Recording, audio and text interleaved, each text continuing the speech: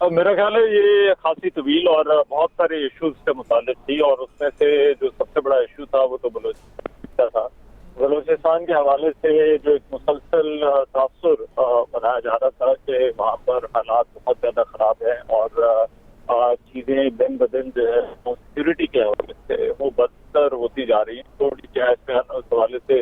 आज बड़ा वाज़ेह तौर पर जो है वो फौज का मौका जो है वो सामने रखा, और उन्होंने कहा कि बलूचिस्तान के अंदर दहशतगर्द जो है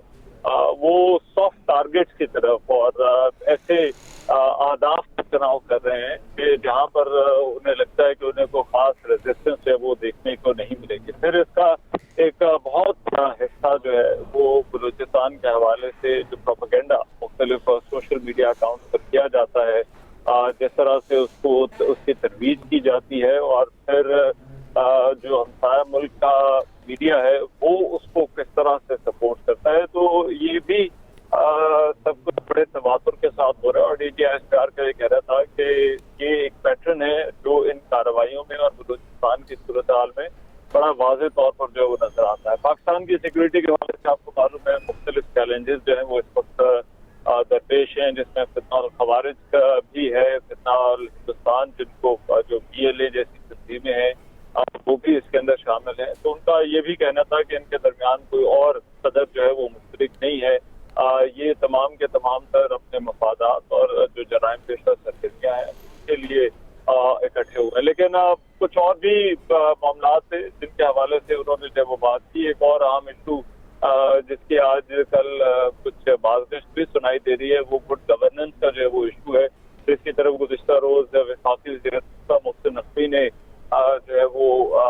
बयान दिया था। अगरचे मोहसिन नकवी ने सूबों के हवाले से भी बात की थी, लेकिन DGISPR ने आज इस बात पर भी जोर दिया है कि गुड गवर्नेंस है वो होनी चाहिए और वो पाकिस्तान के अवाम का जो है वो हक ही है। तो ये जो पैगाम है अब ये किसके लिए है, किस तनाजुर में है और किस तरह से इसे लिया जाना चाहिए, किस तरह का भी जो वो देखना होगा। लेकिन उन्होंने इस बात की निशानदेही जरूर की कि गवर्नेंस जो है वो उसकी एक तरह से इम्प्रूवमेंट की जो है वो जरूरत है और मामलात को जो है वो बेहतर भी किया जाना चाहिए। अच्छा रहमान साहब, खास तौर पर बलूचिस्तान का नाम लिया गया, हाईलाइट किया गया और ये भी कहा गया कि वहाँ पर भी कुछ लोग हैं जो मुलविस हैं। क्या ये उन लोगों के लिए भी वार्निंग थी, उन्हें भी क्लियर मैसेज दिया गया तो दहशतगर्दों को सपोर्ट करें वहाँ रहकर? देखिए, बलूचिस्तान में जो दहशतगर्दी की डायनामिक्स है उसमें ये सिर्फ तंजीमें शामिल नहीं है, उसके पीछे एक टेरर इकोनॉमी या जिसको कहा जाता है कि एक टचलूड है, एक मुनज़्ज़म जराइम पेशा जो है वो अनासर जो है वो भी इनके साथ शामिल होते हैं। ये पैटर्न जो है वो आपको खैबर पख्तूनख्वा में भी नजर आता है और बलूचिस्तान में भी नजर आता है। तो बलूचिस्तान में क्योंकि सरदारी निज़ाम है और सरदारी निज़ाम वहाँ पर बड़े अरसे से जो है वो राइज है, इन सरदारों के रियासत के साथ ताल्लुकात जो है वो कैसे हैं या ये रियासत के हवाले से क्या राय रखते हैं, ये भी बलूचिस्तान के तनाजुर में बहुत अहमियत का हामिल होता है और बलूचिस्तान के हालात का उस पर भी फर्क पड़ता है। लेकिन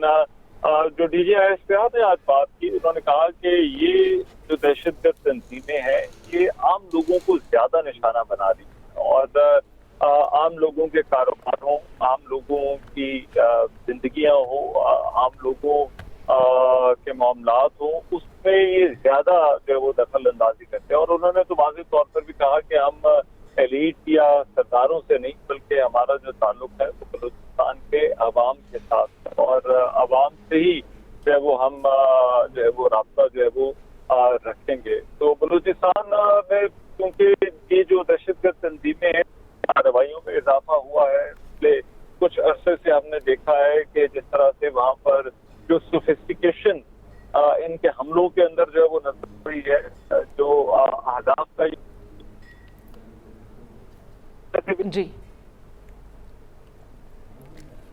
नासरीन, एक बार फिर आपको बताएं कि DGISPR आज न्यूज़ ब्रीफिंग कर रहे थे। उन्होंने कहा नेशनल एक्शन प्लान पर तमाम जमातें मुत्तफिक हैं,